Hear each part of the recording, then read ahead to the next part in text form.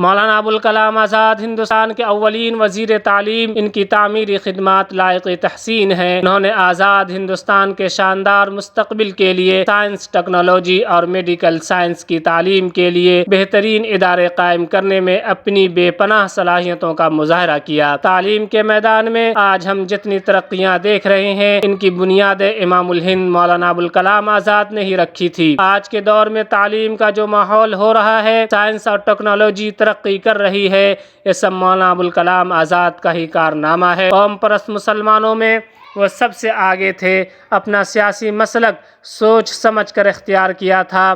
سیاست کی پرخار وادی میں سوچ سمجھ کر قدم رکھا۔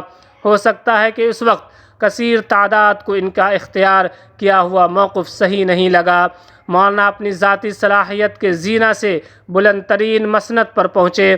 گاندھی جی نے اپنے اعتماد اور اعتبار کا تاج ان کے سر پر رکھا۔ پنڈت نہرو نے ان کے مشوروں کو مقدم جانا، ان کی رفاقت پر فخر کیا۔ کانگریس کی قیادت کا بار ان کے کندھوں پر اس وقت تھا جبکہ آزادی ہند کی تاریخ کا سب سے پیچیدہ زمانہ تھا۔ اس وقت کے حالات کا جائزہ جذبات کے عینک سے نہیں بلکہ دور اندیشی کی دوربین سے لیا۔ انہوں نے گلیوں کوچوں میں گونجتے ہوئے نعروں پر دھیان نہیں دیا بلکہ نوشائستہ دیوار کو پڑھا۔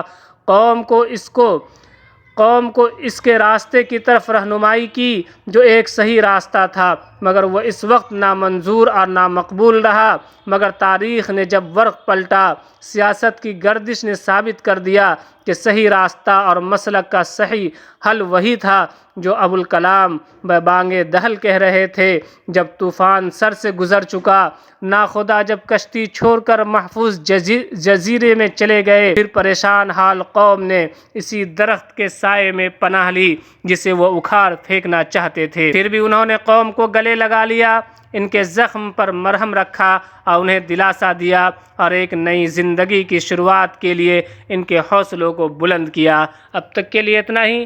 ہمیں دیجیے اجازت، پھر ملتے ہیں نئے اپڈیٹ کے ساتھ۔ آداب۔